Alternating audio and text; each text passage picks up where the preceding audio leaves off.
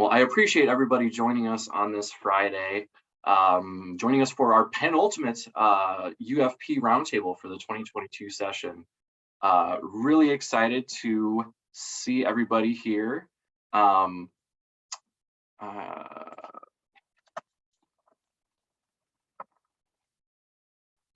just helping Allie get in, as a matter of fact. So I want to do just a couple quick housekeeping things. First off, thanks so much for joining us today. We're having our awardees from the last round of UFP share about their experiences and some of the fantastic work that they're doing. We've done a really nice informal session each week, just a quick 10 to 15 minute presentation with time for Q&A and talk afterward. So we're really excited to have three groups go, but partially the reason I asked what is still on your summer bucket list is I was hoping that some of you would say, get in your UFP submission because they're coming up due quick. August 26th is actually the closing date for request for proposals for this next year. So please do keep working on that. And we will go ahead and get started. I want to turn things over quickly to our presenters today. But I need to help Allie Rief get in here because she is pinging me and she is presenting first. So let me get her in here. Oh, how can I do that easily? Let's do it this way. FYI for the group, Allie is teaching INRES currently, so she's juggling a lot and jumping over. Yes. Right, she may have had the same issue that I did. It said host cannot join. So I set everybody up as a co-host thinking, oh, if I get hit by a train, it'd be great if everybody was a co-host, but it ends up being a pain because you have to use the original link that comes from the email. Totally my bad. So if you just remove her as host, I just did, yeah.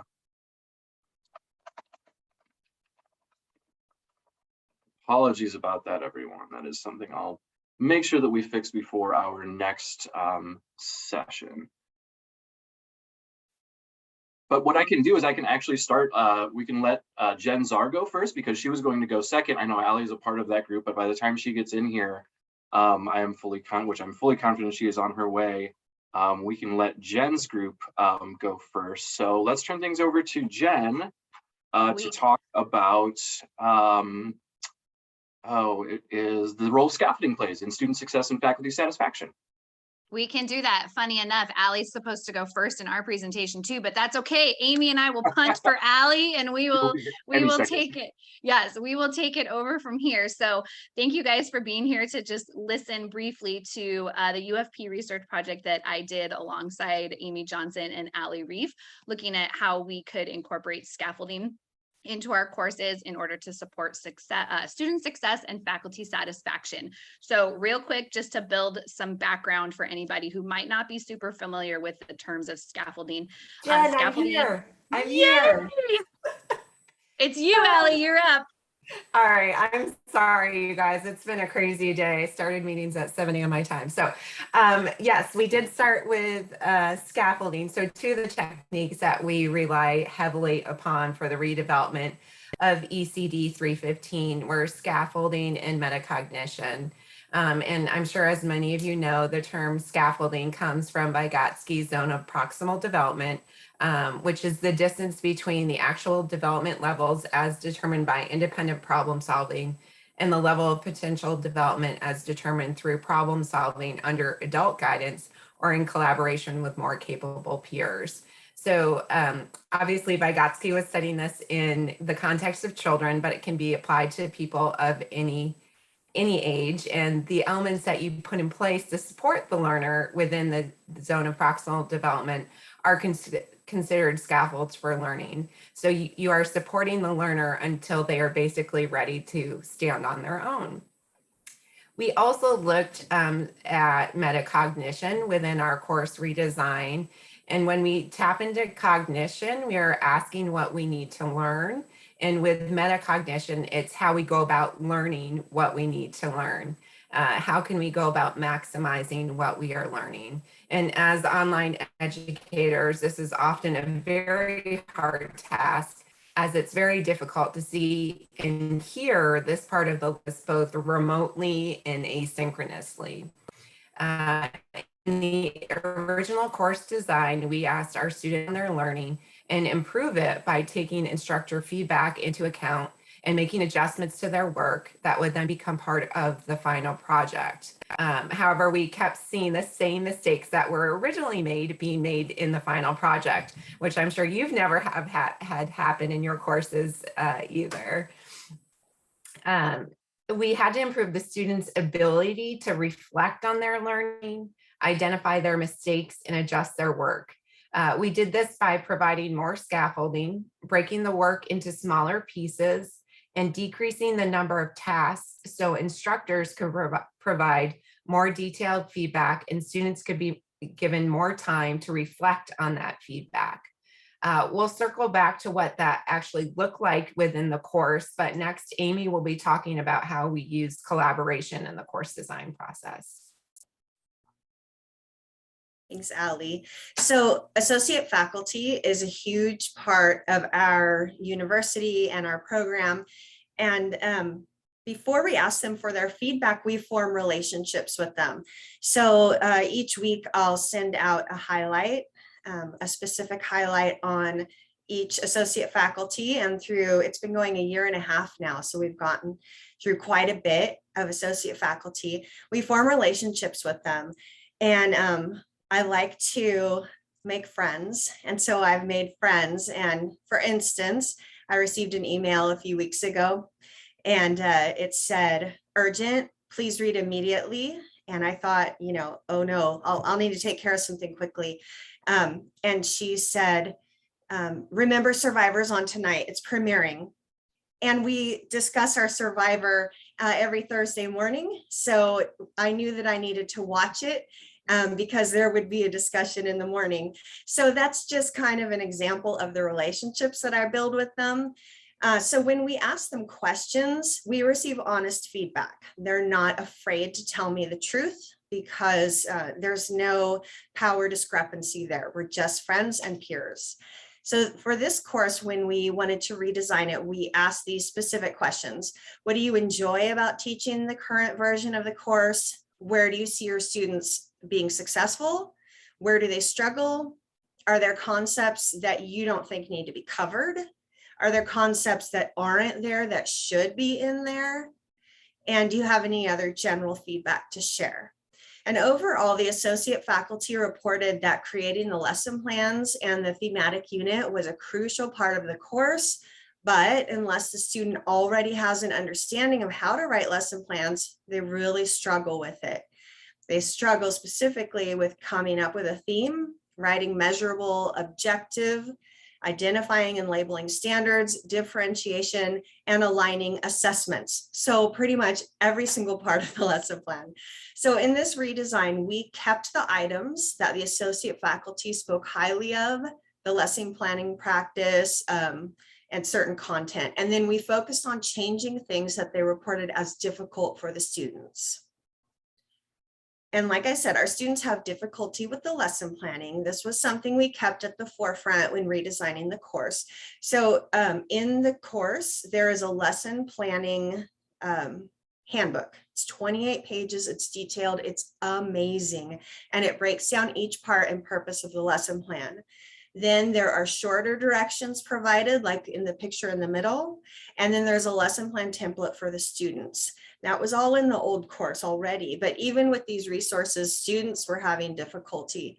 And one reason could be because they needed to complete an entire lesson plan before they got feedback on the lesson plan, rather than getting feedback like one step at a time. So we scaffolded content by beginning with the end in mind and creating a summative that would allow our students to build on the work they're doing each week. And then we scaffolded throughout the course. And for instance, like I previously stated, in the old version, students completed 2 entire lesson plans and then received instructor feedback. But as educators, we know that if the goal and the objective or the lesson plan, if it's misaligned, then the entire lesson is misaligned. Once you've completed the first 2 steps wrong, the lesson plan is wrong. So the new course has the students complete sections at a time. So like the goal, objective, and standard. And then they receive instructor feedback before they continue on to the new sections. So what does this look like, right? And we're really excited to show you in just a few minutes, what did our data say about all of this that we went through, but we wanted to help walk you through the process of what we did. So some different ways that we did it was to use multiple modalities in order to present information to our students. We know not all of our students learn the same way, so we have to teach them in different ways as well. And we had to think about, how do we do that in the online environment? So we created videos to help provide support. We built in interactive opportunities to provide support. We had written text and information to provide support, all different ways that our students could look at and learn this information. That included working with our ed tech team to work on building some interactives that broke down the different elements of lesson planning, which was a real struggle in this course from the feedback that we had, and where we really worked to integrate scaffolded support throughout. And even within the interactives, we incorporated different modalities of presenting the information. So they were following a storyline throughout, but then if they got something where they didn't choose the correct answer to go down the right path with this teacher and mentor having a conversation, then they had a video opportunity to reteach. So we really thought about, how can we present this information? How can we break it down? How can we share it in different modalities in order to really meet the needs of our learners and make sure that they're all feeling supported throughout? Something else that we did was we really found opportunities to give our students places to share and with us what they were noticing, what was surprising, what was confusing, where could we build in some support? Oh, you're stuck on this part with standards. Okay, let me help you, because if you don't understand this early on, then you're going to struggle to incorporate this throughout. And we also brought in and provided opportunities for our students to go back and reflect on their work, like Allie talked about in terms of the metacognition. Okay, go back and look. Now you've attempted this, you've learned more, you've gathered more information. All right, let's stop and go back. Let's think about our thinking.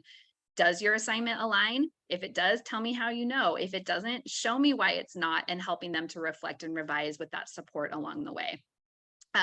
And here was just an example of kind of, what that looked like from a student in the course, that we had them go back, we had them stop and pause and reflect and think about their thinking. And they said, after reading my objective and assessment, I could see that things were wrong.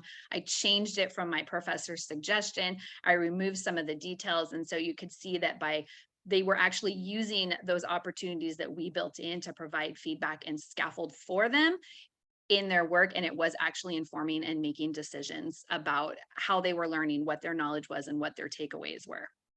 And here's where it really gets good and exciting. So Amy, do you want to share these first couple pieces of data? Oh, you're on mute, Amy. Sorry. So when they finished the course, they received a survey. And at first they were posed with a hypothetical question of whether they would learn better in a course that presents material in different ways or in just one way. And the majority of students said that multiple modalities would greatly or somewhat support their learning. And then when asked about the intentional scaffolding of this particular course, most students said the scaffolding greatly or somewhat impacted their learning. And then we also dug into some quantitative data, and this is where we were really excited, right? The qualitative was great to know that students enjoyed learning this way and that they thought it was helpful, but did it work? Did what we do have an impact on student success in the course? And it did, and we were really excited. So if you look at this graph, we pulled the data from the 3 scaffolded assignments in this course, where they start in week 2, then keep working in week 3, and then finally in week 5 do their summative. And if you notice, between weeks 2 and 3, we didn't see a huge jump in proficiency. We think part of that might be that maybe there wasn't quite enough time in between when they got their feedback on week 2 before they started their week 3 assignment. But by the time they got to that final week in the course, we saw it working. We saw that our students we had more students performing distinguished, more students performing at the proficient level. And then if you look at the end, our number of students performing below expectations and receiving non-performance dropped significantly. So we saw big gains in the number of students receiving distinguished and proficient scores. And ultimately all the scores moved up because the below expectations and non-performance went down. So the scaffolded approach worked in terms of helping to build our students' content knowledge and understanding and ultimately mastery of their outcomes in the course, which was really exciting to see. And then one of the other things that we did too, to talk to where Amy talked about the faculty element too, where we did some collaboration.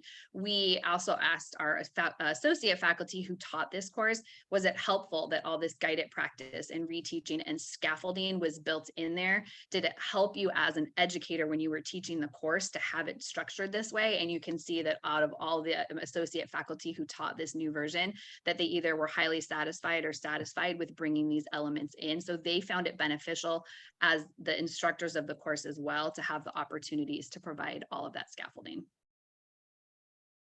And then when the students were asked, in what ways did the larger thematic unit being completed over multiple weeks support your success, they said it was helpful to deep dive into the intricacies of creating a lesson plan with cross-curricular approaches, and building throughout the weeks helped them better apply each concept and create new ideas.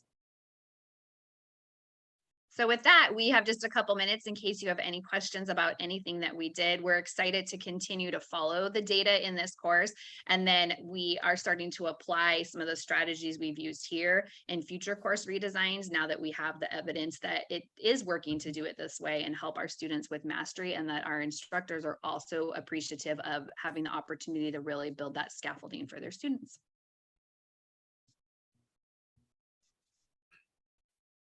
I just have an observation, if that's okay, if I can share. First of all, I just want to let you know that I really enjoyed it and I like the way you laid this out. I just took a screenshot of your slide that says, how is the course design scaffolded? I like the way that you position that for the visual. And you know, a few years back, we did a Business 402. You know, we did a strategic plan and we scaffolded. And I believe the course all worked out well. But I really like the way you coached here, the way you lay it out, the way you know, the whole theory and concept behind it, and how you follow up. So I think it's a great model for all of us to you know, come back and do the pre-post analysis and all the other stuff. But great tool, and I just want to tell you that's a main takeaway today. So thank you very much. Yeah, thanks, Bill, for that feedback.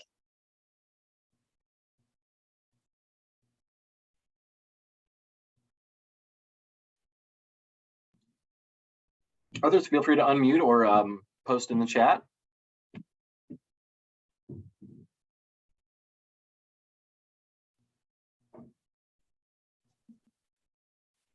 Sometimes a presentation is just so good that you answer all the questions. So That's exactly it, Cole. Yep, we nailed it. Oh, go ahead, Cheers. I was typing it in the chat, but I guess I'll pipe up. No, I agree with Bill, and I've had the pleasure of seeing a version of this presentation before, but I just am reminded of what a wonderful, clear, concrete model it is of a long-standing successful curriculum development theory, right? So I just wonder if you all have ever considered turning this into like something of a training or a module or something like that that could apply to any curriculum developer or instructor. No, but I think it's definitely something that we could explore and put on our list, because it's trial and error, right? Some things work, sometimes things don't work. In this course, what we thought we were doing was going to work, and we were so beyond excited when the data showed the same thing. We're like, oh my gosh, it actually did work. So yeah, I think that that's something that we could potentially look into. So yeah, thanks, Teresa. That's why Jen is part of the development dish, because she has so much expertise to share. Thank you. I learn from you guys too. I have awesome colleagues that I work with, so not just in my department, but throughout. So keep learning and sharing from each other, right? That's how we all get better. So. Absolutely. Well, hey, that's a perfect time to transition. Thank you so much for sharing that. That sounds like, if you haven't already submitted it for various conferences, I mean, get that out there. That's really great work. So next we're going to turn things over to, well, not over to, I guess we'll keep things with Allie. Allie Rief talking about the power of one and flexibility as a specialized need for non-traditional student success. Looking forward to it. Go ahead. Thank you. And Teresa, you're going to share slides? Yeah, Cole, could you let me share my screen too, please? My apologies. I'm teaching in res today, so my brain is all over the place. So I apologize for holding things up this morning.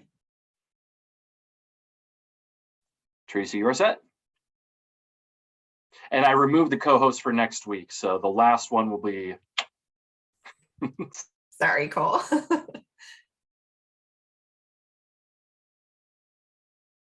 All right. Well, we're actually going to hop right in. Our project included Teresa, and is everybody? Oh, I didn't even check. Kim and Matt are here. Yes. Okay. So we will be sharing the work we've done towards working with flexibility as a specialized need for our non-traditional student and their success.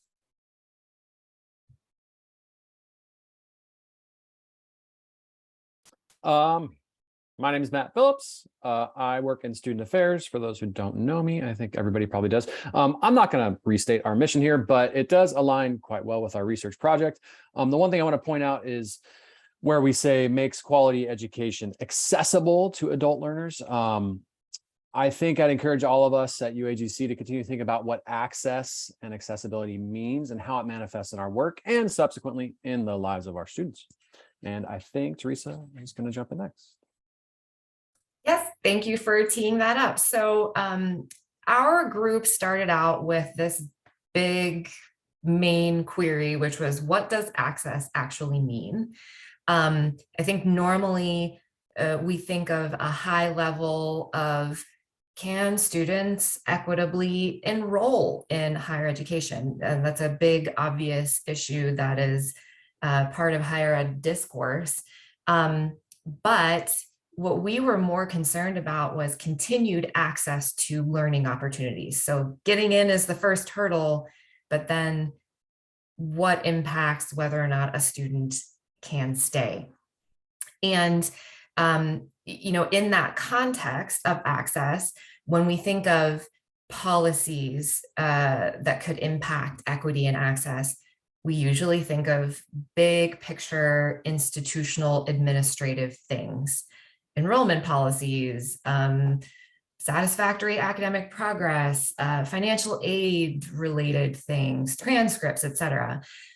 Our group was mostly interested in making an intervention in discourse on this topic by talking about application of policies or communication of policies on a classroom level, on an individual instructor level. So how could those factor in the experience of inequity and continued access to learning opportunities? And how could a change in communication practices about these policies positively impact this equity gap?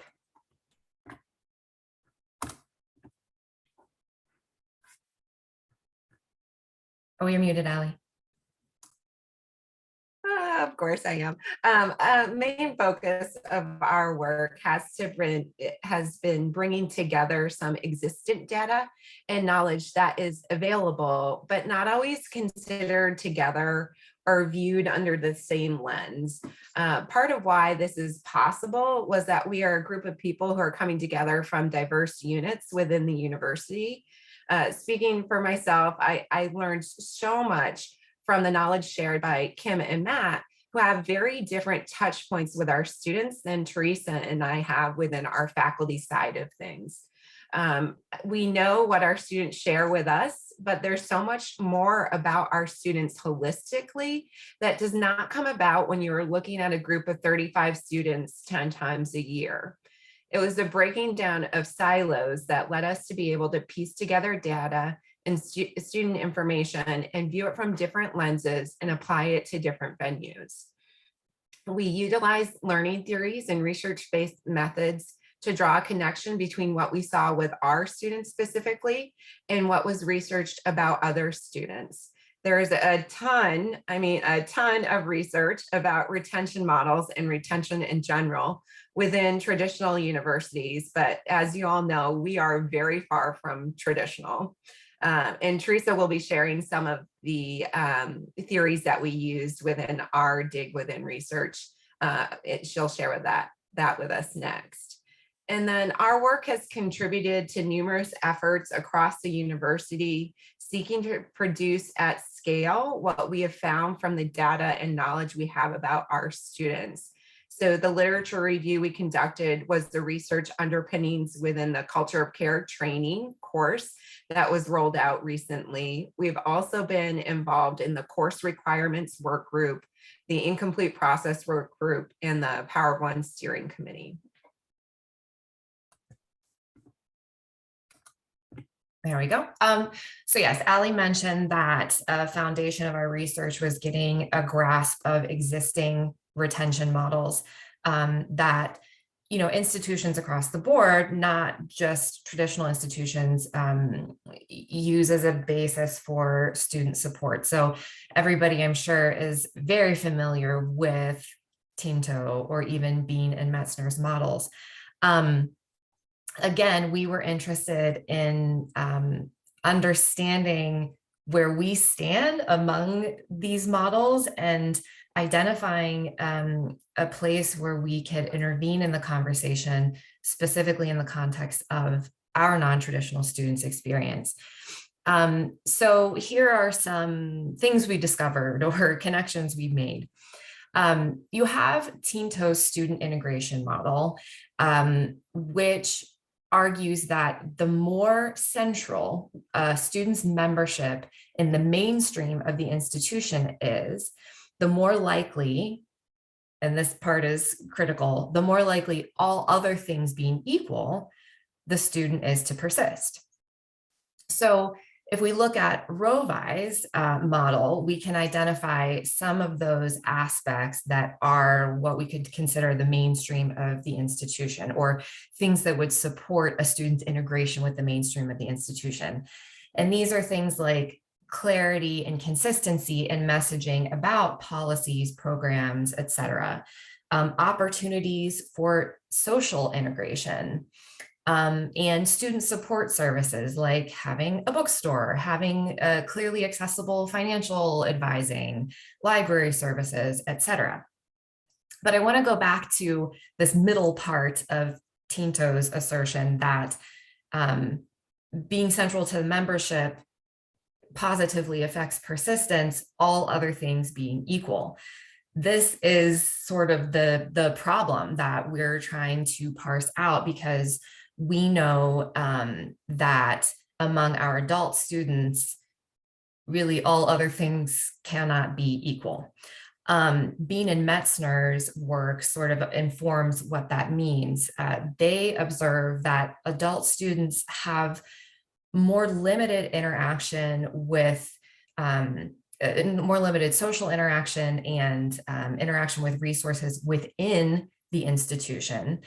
Rather, they're relying on their own personal experiences and networks as references for how to get through their college experience. So their families, peers at work, friends, things of that nature. So at the end of the day, this complicates the application of any retention model at an institution that primarily serves adult non-traditional students, because all of the elements that, for example, Rovi notes are things that the institution can more directly control. But if you're serving students who naturally engage less with those things, there's lots outside of our control.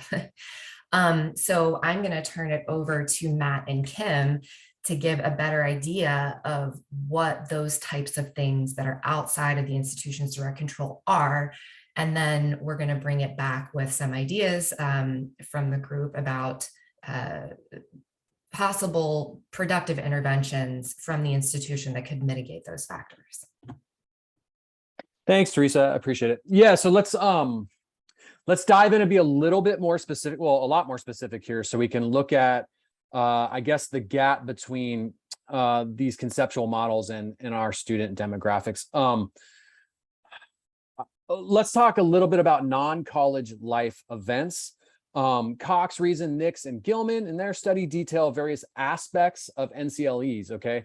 This includes external environmental factors, some of which Teresa mentioned, and of course, internal factors like self-efficacy, motivation. The NCLEs they define in their study focus on traditional age college students, right?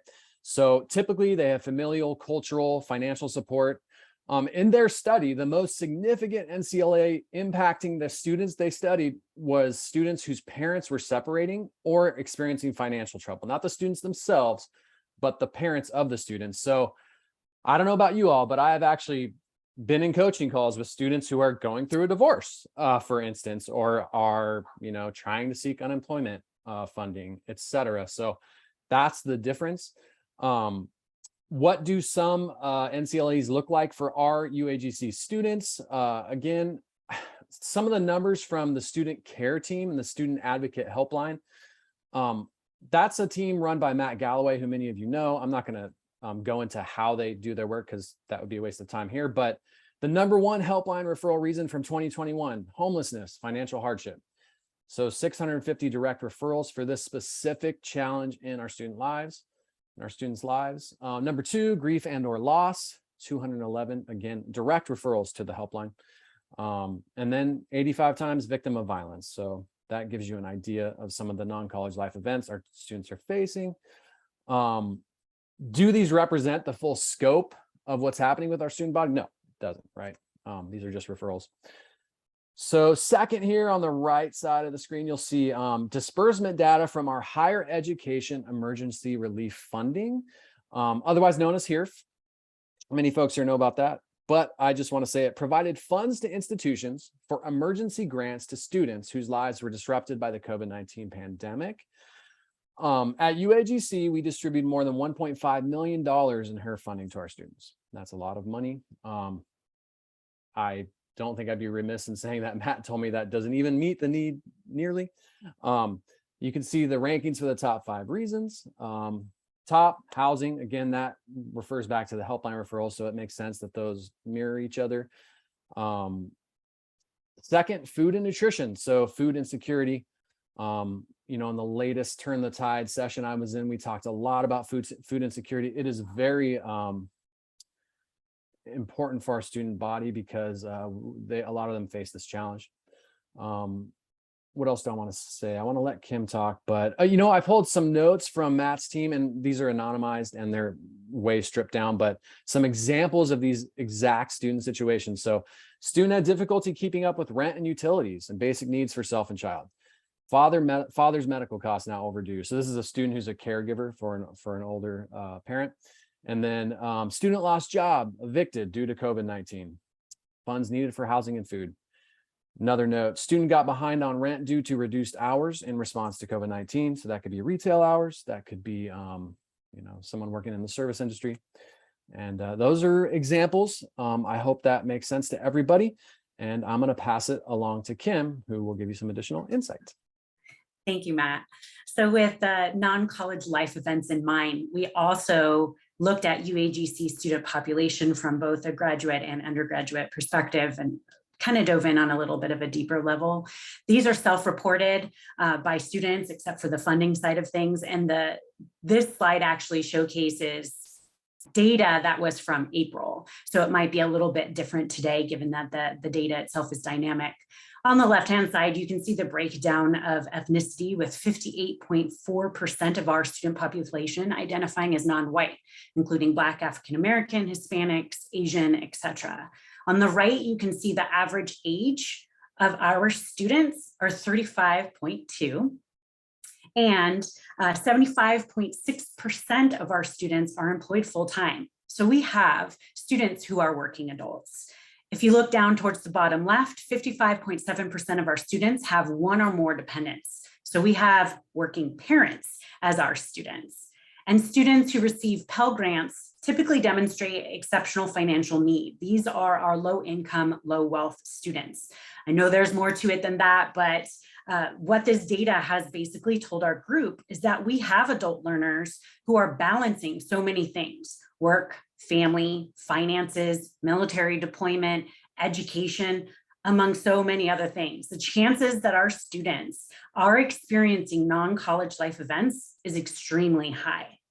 The opportunity for UAGC to address the whole student and provide flexibility to help our student population meet the learning outcomes from each course then can become central in helping the students find success. Next slide, please. In addition to helpline, HERF, and demographic data, we also analyze data from our academic resolution process, where we can also see non-college life events manifest itself. Through this process, students can challenge a final letter grade in the course. They can report a concern about the course and/or the instructor. And this process helps student affairs better understand the student experience, as each resolution request includes a comprehensive review of the concerns as well as a consultation. And this consultation is treated as kind of like a learning opportunity for all parties. For staff, it's to better understand the student's request, the concerns, their experiences, facilitate connections to appropriate support services and resources at UAGC, and determine whether we can provide some resolution options. For students, we really hope that they're able to identify appropriate resources and resolution pathways at UAGC, gain a deeper understanding of policies and expectations at UAGC as well, and to help ultimately the students feel heard and valued, which then helps them better connect with the university community. And when reviewing the 2021 data, we found out of 680 requests that we received, 34% of the students reported that they believed that the evaluation provided in the course was not what they expected, and 25% related to hardships, in which the student reported that extenuating circumstances prevented them from having an opportunity to operate within the classroom expectations and university policies. Those are our non-college life events. Similarly to the helpline and HERF data, students are impacted outside of the classroom for many different reasons. Through the ARR, or academic resolution data, we recognize that students may not be receiving the support that they need during a course to meet learning outcomes. The idea of flexibility, in addition to culture of care, communication, and just-in-time support resources, could mitigate challenges with student persistence. And at the same time, while students are navigating the classroom, they may initially indicate that they simply don't agree with a grade that they received in the classroom, but after an in-depth review and a conversation through academic resolution, we're recognizing that there might actually be a disconnect, whether it's to the instructor, feedback, methods, practices, curriculum, but it's really actually more about the students not understanding why they received a specific grade. But overall, the data we have reviewed has supported the idea that our unique student population are experiencing many different non-college life events and are navigating and balancing different priorities on a daily basis. And providing flexibility and individualized support to our students may mean the difference between the student navigating a challenge, finding the support that they need, meeting the learning outcomes, and then finding themselves at graduation, or they could potentially drop out and not even return.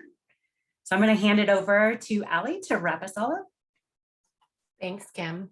One of the main outcomes from our year-long research and work has uncovered a broader definition of flexibility and how it supports our mission. Flexibility in our circumstance isn't about bending or giving in on something. It isn't about saying yes to every student request or sometimes very strong demand. Rather, it's about being able to move, adapt, and respond in a way that is relevant to the student's needs at the time. Our students leave because of non-college life experiences. Their lives are getting in the way of their education. We can't stop those from happening, but we can be flexible in our reaction. We can provide them with resources such as 24/7 free counseling and peer support, or maybe accepting another draft of a paper after a failed attempt, or a few extra days to get a final assignment in. To me, that's not lowering our rigor or standards. We know that many of our faculty and staff regularly employ these strategies in their dedication to student support. we aren't revolutionizing how we support our students, but instead we are trying to systematize it. Formalizing this culture of care ensures that our tools and processes align with our UAGC mission and vision. By naming and prioritizing the culture of care, we are creating a support system for our students and providing guidance for all to support them effectively. The research that we have done and the information that we have collated has helped to make this push across all university departments. And I would be remiss to say that it's not just something we're noticing with our students. I'm sure many of you have seen it, the way we interact with each other, the way we respond to our associate faculty, and just the way we do business at UAGC. And for me, it's been such a wonderful evolution to participate and to research the effects of. And we look forward to looking at the data more in the future that we can pull as a result from the culture of care. And then I think, did we have one more slide? Maybe it was just up. That's how you can get a hold of us. You know us though. You know where to find this crew. So I do want to offer, I know that we want to offer plenty of time for Dr. Ivy and company, but I do want to offer just a couple minutes for questions, comments, thoughts. Yeah, I got one question here. Do we have any study due to student experience some difficulty due to the pandemic? I'm going to turn to Matt and Kim here, but there might be some breakdown in student care information specific. Yeah, so it's a good question. I mean, I don't know the full details because I'd have to talk to Matt and his team, but the easiest, it's not a study, but the easiest numbers to look at are HERE funding, right? So HERE funds were for COVID-19 related disruptions. They could not be handed out to students without that associated with the funding. So we know for a fact, at least we gave $1.5 million, a little bit more to students because their lives were directly impacted by COVID-19 in a very significant way, right? So that's kind of where I'll start there, but that's the best answer I have right now. Yeah, the reason for me to ask that question was we use many models. Those models are all pre-pandemic. So we didn't really include this pandemic impact on any of these models. So that's my 2 cents. Thank you. I just want to jump in really fast. From an academic resolution standpoint, these are similar concerns that we're seeing, hardships, other impacts. They're just manifesting in different ways due to the COVID pandemic, or they might be magnified. But we do see similar, the evaluation piece and the hardships piece tends to be the higher level of requests that we're getting when we're reviewing information. And it just might look a little bit different due to that COVID impact. So it's kind of consistent in years pre and moving on, even though I still know we're kind of in a pandemic. Yeah, I've got one question, a quick one, Matt. Can I ask it real quick or just take 30 seconds? You got 30 seconds, Bill. All right, man. I noticed all the wonderful things you're doing and all the resource and you're putting out. So I'm learning and I'm educated. And by the way, great research here. That money that you give to students, are those hard or soft dollars? And what I mean by that, are we actually getting into their lives and giving them cash, or are we just, writing off maybe their education? I was just curious how that works. Dollars straight to their accounts. Yep, dollars straight to their accounts, as Rachel said. Yep. Okay, thank you. Nice job. Piggybacking on Bill's question, under the assumption that we have many students under consideration, how do we end up making a decision which students to help? Because there's so many students are in great need. So how do we differentiate? Do we rank them in certain way, or who's evaluating that? Rachel, do you want to jump in? You have a way better answer than I do. I'm happy to, and I'm also sensitive to time and that this is not my show. So let me just say very briefly that our helpline team were assessing all requests that came in. Essentially, any helpline referral that designated an impact from COVID around, you saw the list, homelessness, food insecurity, etc. Students needed to demonstrate that need, right? Either a missed bill, an eviction notice, lots of documentation. And that's how we arrived at the number, the dollar number, because the average dollars given was about $1,500 to $3,000. Every once in a while, we did offer more dollars if students could demonstrate the need for up to $6,000. So it was an art and a science, right? Like our students are in need, they show documentation, and we had an assessment of what folks might need. And I said in the chat, it was use it or lose it. So there was no reason to try and hold on to it to use it for different students, right? Like we had to get rid of that money by April. And unfortunately or fortunately, that was no issue for us to do. Students in need received money while we had funds. Very, that's fantastic. I love hearing that information and sharing that out. That's so great to hear about. I do want to also be aware of time, so I do want to get moving on to the next conversation. I'm sure we could talk about this for a much longer time. I will also not stop us at the hour. I know a lot of people have hard stops, but I do want to just turn things over, and I will give as much time as this group wants to talk about to Dr. Ivy and her team. Dr. Ivy, go ahead, please. Very good. Hello, everyone. Dr. Tahira will kick us off today. Thank you. I'll make it quick. Student organization involvement with matched mentors and mindset, creating a culture of STEM leadership. STEM, we will be using this word throughout the talk today.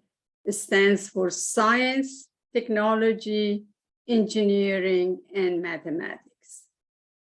This project idea was proposed and initiated by Dr. Ivy a year ago in 2021, involving 3 of our student officers from the UAGC Women in STEM Club.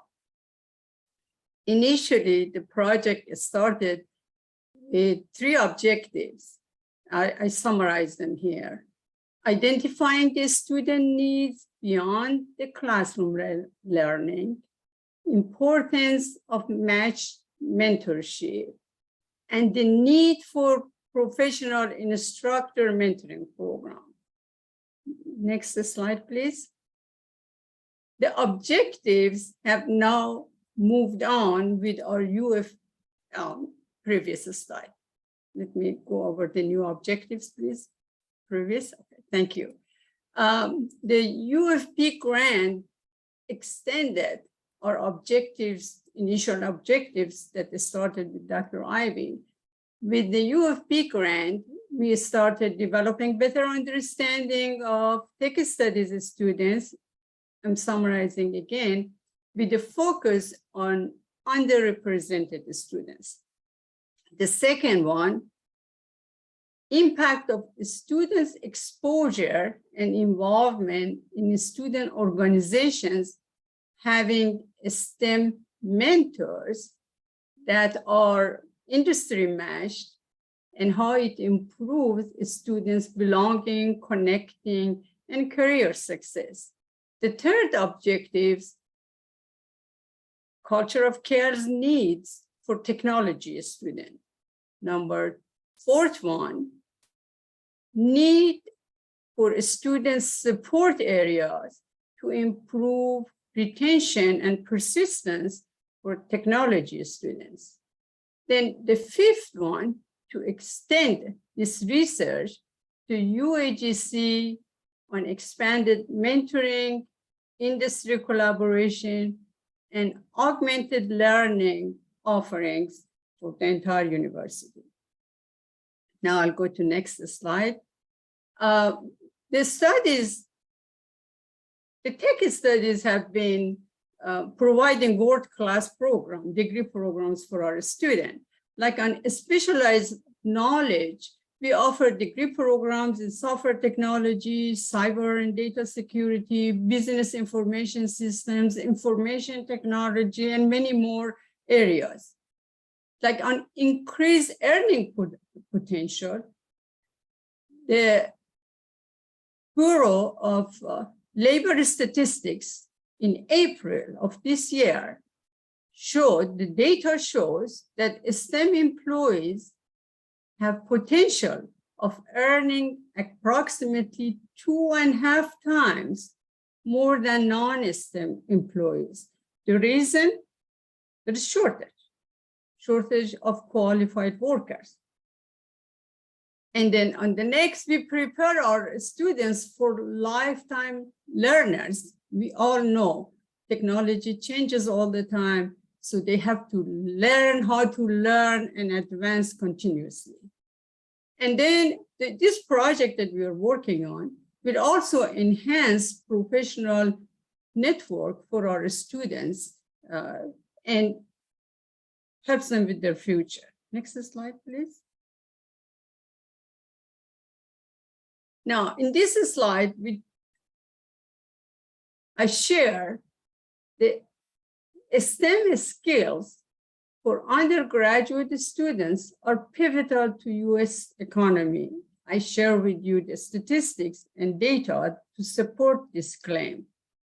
A 2021 report from the United Nations, that's global data, expects increase of 10 times in STEM demand from 2018 to 2025. The growth in revenue from this year to 2025 will be more than double. United States is, as we all know, is #1 in STEM research and development and frontier technologies in the world. These innovations that we are initiating in this country must be supported by a variety of STEM workers at different levels, at many levels, from support to technical field work, to engineers, from very low to very high level of degree programs that we have. The demand for work is supporting this technology in 2025 is going to be more than double of what it is today. Where do we get the skills and resources? Higher education must prepare for this demand. This goal could not be accomplished without including the underrepresented students in our technology programs. This provides opportunities for everyone to participate in the demand for STEM workers, and we have an obligation to fulfill that. I'll pass this to Dr. Ivy. It helps to be unmuted. So Dr. Tahera mentioned our team who was involved in this research, and we were so excited to include students in our research effort. We need to do more of that in UAGC. And we had 3 of our students who at that time were leaders in our Women in STEM organization who participated in this research with us. So I wanted to go into the survey hypothesis, the purpose of the research from the research standpoint, not reading all the specifics, but basically our hypothesis was looking at, will matched mentoring have a significant impact on the success of our technology students here in UAGC when it comes to retention, growth, and developing their leadership potential. We also wanted to identify how can we support our students better. In addition to the mentoring, what other factors such as our organizations, student organizations that we have to better support our students as well. And looking again at the key points that we're emphasizing in our organization, retention, persistence of our students, what could we do to enhance and to increase that? We did a survey in the method of this research. In our survey, we had both qualitative and quantitative questions within it. We had 60 respondents of our population who we sent it out to of our UAGC active technology students, of course, 18 years or older, as we went through the survey tool. I wanted to show you just some of the questions that we included in the survey. Our questions were reviewed by our organization, Institution of Effectiveness, for their input since this was going out to our population. Lorraine at that time provided some fantastic input into it as we shaped the questions that we were asking to our students. Also, we had several questions where students could answer a ranking, the Likert method within their answers that they provided, so we could get that better depth of the topics and subjects that we were going for, trying to understand what drew them into STEM, where were their support needs inside of STEM as well? How is the support going with what they're currently receiving from a mentoring standpoint? We asked to see who currently were in the CHAMPS peering connection that we started now with all of our students. And that very open qualitative last question that we asked was, can you provide any additional comments that you would like us to know? That ended up being a very, very important question and feedback we received from students. You can see from the stats here of the 60 who we had a coverage of age. The highest groups were in the ages 25 through 34. As well as 35 through 44 of our students. The majority of the survey respondents were male at 57%, but right on that edge where the balance were female respondents. And you can see the ethnic spread as well as we are looking at this content and drawing from the results so we can make some decisions based on our lower populated or underrepresented individuals within our student technology population. From a childhood STEM experience and family experience standpoint, we wanted to pull out what was it that influenced them to go into STEM from their family standpoint. Did they have family individuals who influenced them to go into STEM, yes or no? Where and how did that look for them? Where do they see influence coming from for students going into STEM? And what we found out that at ages 12 years or younger, 22% did have individuals who they grew up with who influenced them to go into STEM. 23% received that influence from seeing STEM, be it in videos, books, different social media as well. And we also found out, though, that 23% still wanted to have a STEM companion at that young age who would influence them to go into STEM. Only 7% knew someone of their gender outside of their family who was into STEM. Only 9% has had parents who encouraged them to go into a STEM career. Only 8% knew someone in their race or ethnic background who was in STEM. So the majority of individuals identified that if provided the opportunity to receive influence and where it could come from, would it be that important for it to come from someone who was of the same ethnic background, someone who was from the same female-male background or persuasion? And what we found out is 62% said that if I could just get a STEM professional to connect with me, I will be good. I need that connection as I go through my learning journey, as I even go through my professional journey as well. And remember this as we look at these different stats, because we asked that question from a lot of different ways. And the majority of students said, I just need that STEM professional to collaborate with and to be connected with. And hence will be the action for some of the outgoing things that we did with this research. Familiarity with diverse STEM professionals. There was a significant percentage who did not have that familiarity with individuals who were from that same ethnic background. Some did, but as we stated, the majority said, if you could just give me that connection, then that can help me even during my learning journey of what I'm going through as I prepare to step into STEM. We also looked at the attitudes and the mindsets of the students who are in the STEM program, asking them questions such as, do you feel you'll be successful in your STEM career? Well, the majority of students did indeed see themselves being successful in the STEM career. The majority felt that they belonged in the STEM career. This was very, very positive and very good. A small percentage felt that people in their STEM classes were not like them. And here hence comes the diversity, right, in our courses and our rubrics that we have for inclusion and diversity in our classes. Very, very important. And the students themselves were pointing that out.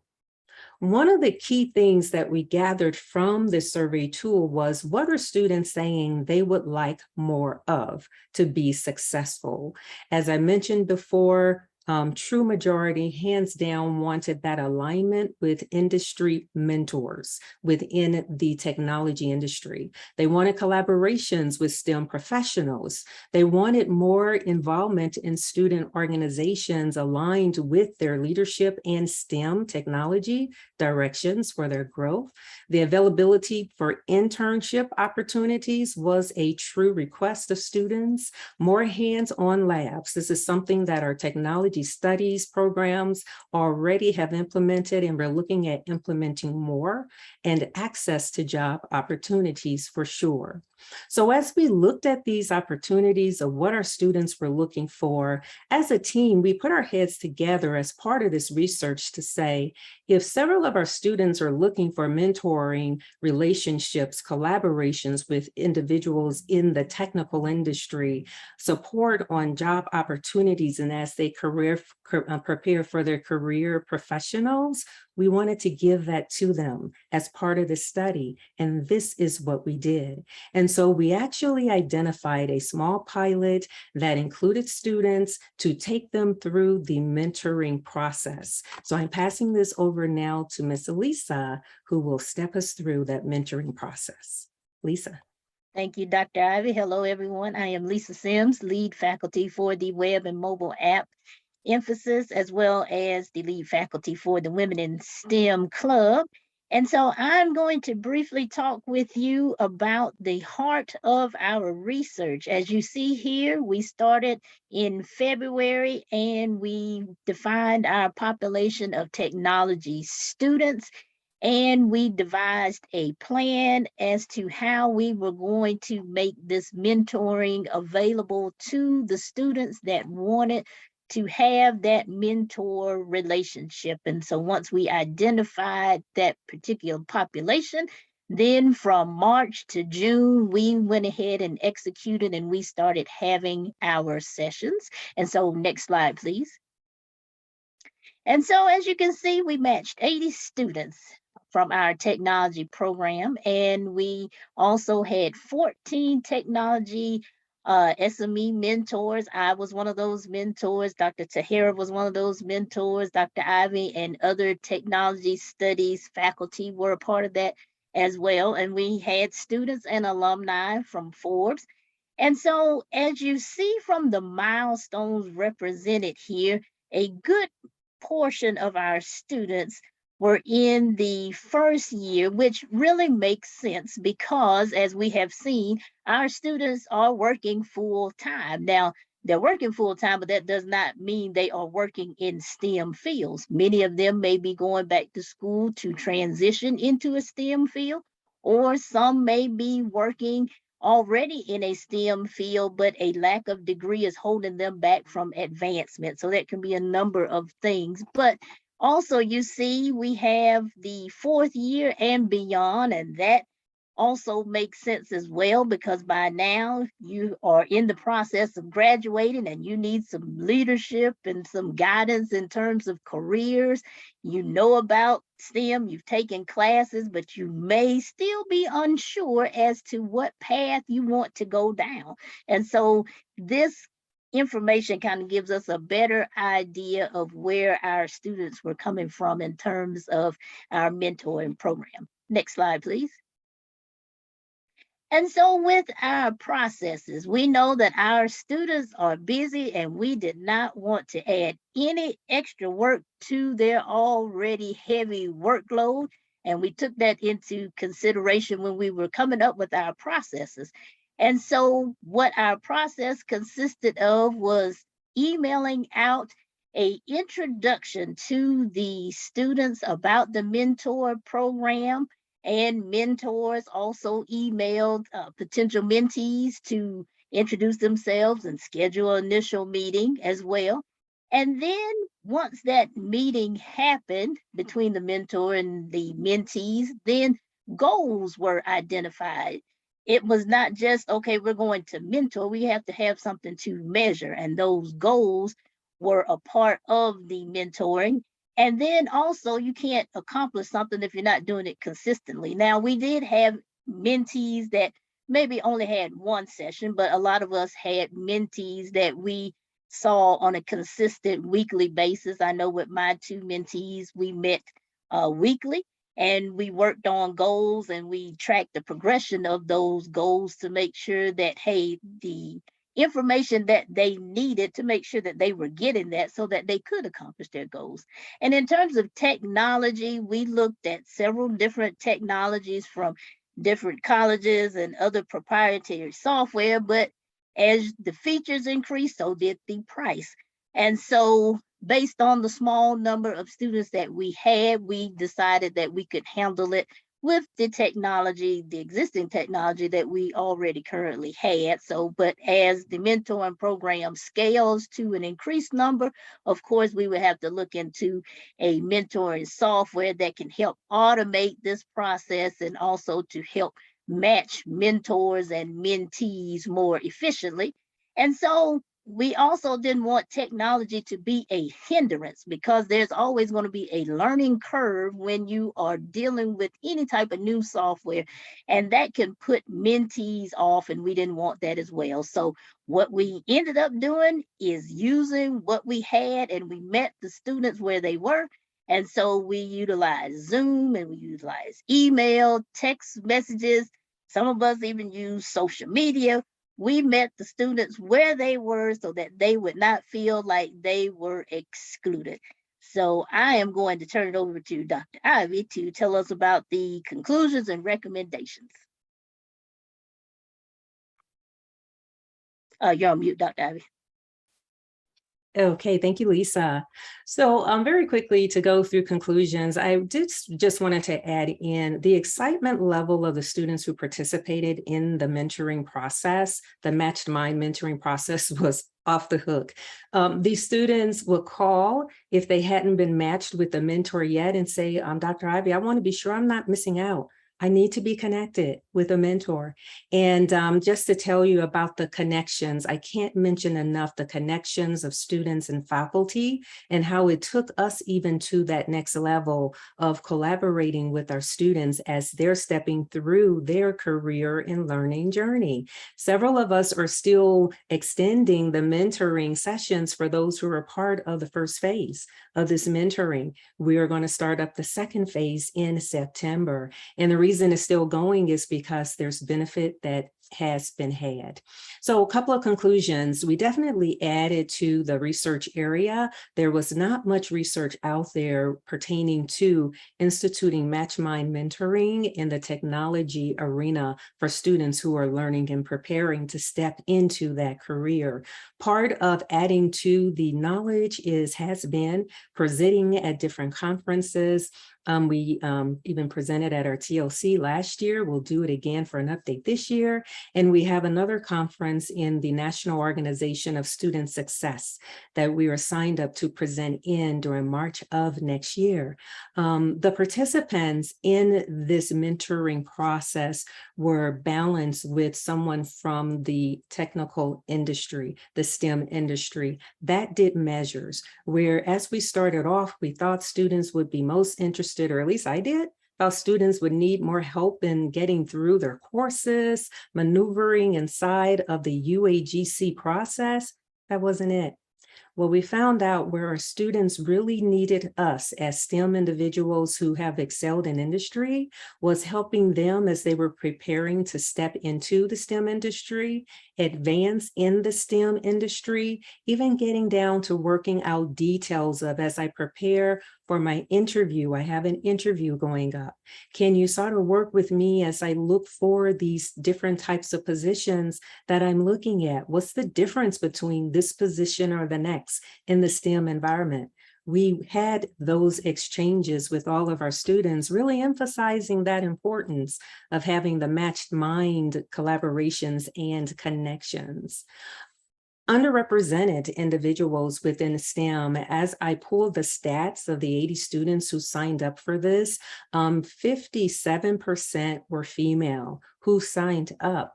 It is no doubt, and to tell you how interesting that is, in our program inside of UAGC Technology Studies, it's more male dominated when it comes to percentage of students who are going through the programs. More female signed up for assistance here in this matched mind mentoring endeavor, really emphasizing the importance as well. Future educational efforts to increase diversity in STEMs, the matched mind direction definitely supports the future direction of students and diverse students entering and excelling in STEM as well. Educators should focus on highlighting that inclusivity in their courses. We're doing this in UAGC.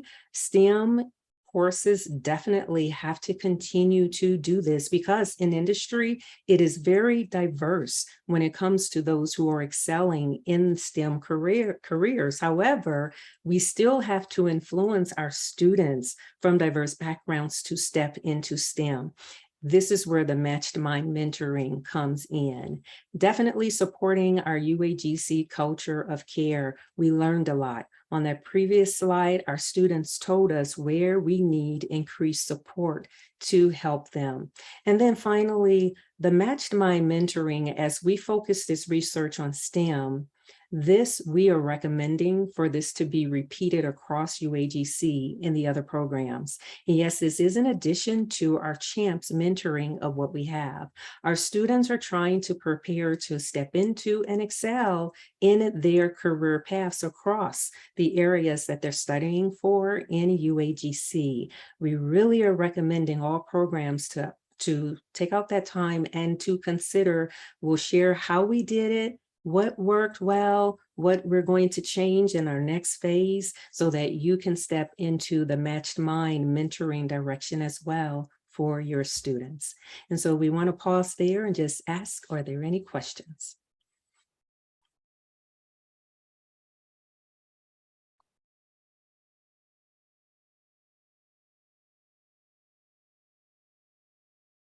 Well, I put this question in the chat, but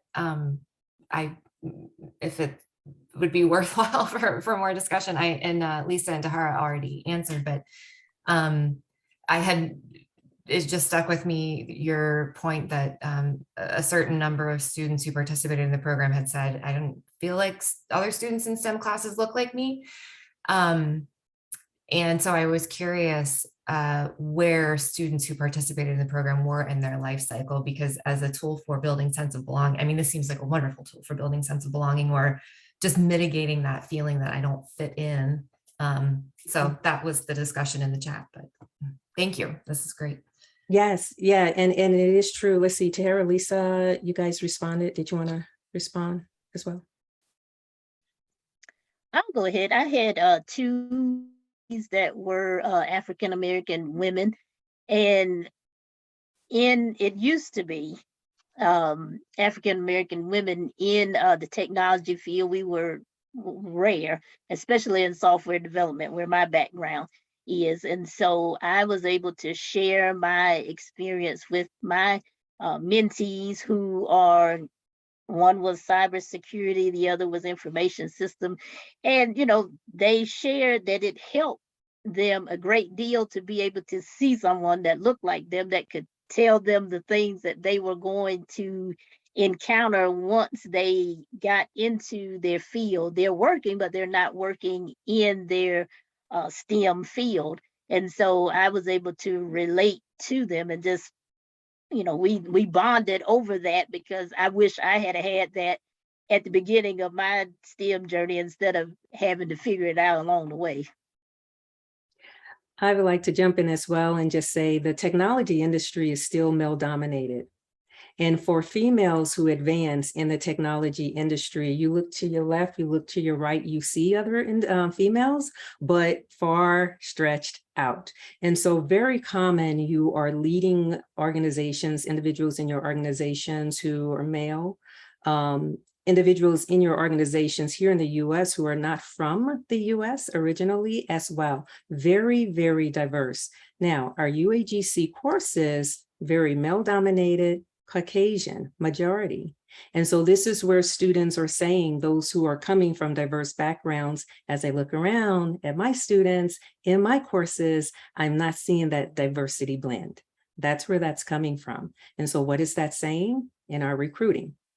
As we're reaching out to potential students, we need to expand where we're recruiting students from.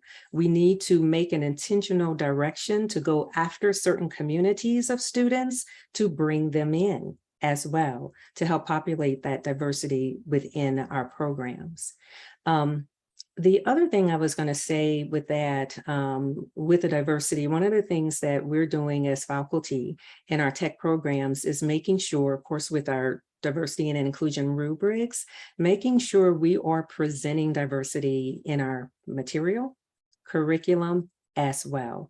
Why? That's how the industry is also, and the industry is becoming more diverse. I'll just add a few sentences in here. The general public doesn't realize how many different levels of expertise are needed in technology fields. So when you have somebody, this group that talked, and our students also that we're helping because they are studying technology, you just help them and say, okay, what are your strengths? There are fields in what we call a STEM that could use your skills. It's not all mathematically oriented. It's not all about programming. They have so many jobs in the field. There's so many support. There's so much, everything is now running by technology, even manufacturing. You know how many jobs are being created in manufacturing? Just if you don't have fear of using technology and you have been exposed, you can be at every level, every industry that you're looking at, every retail, they're using technology. So it is not just all of them is what you see. We are not all of them are not designers. We have a lot of support staff. So to take that fear out of our students and say there is opportunity for you, no matter what your background is, that will help everybody. As I said, help the United States of America. Definitely. I mean, I just, in closing, I just say, just look at our UAGC technology studies staff, very diverse. I mean, we're across the globe from ethnic background and the experience that we bring as well. We have to continue to develop that and take that into our course rooms and develop our students to support that same environment in technology, the technology industry. Very good. Thanks, everybody. Yes, thank you everyone for stretching your calendar a little. We had so many people stick around. That was just fantastic information to share. Thank you so much, Dr. Ivy and company. And yes, thanks everybody. Please join us next Friday for our last UFP Roundtable. Yes, so happy to have these conversations on Friday. I'm a little sad that next Friday is our last one, but hope to see many of you there and have fantastic weekends, everyone. Thank you.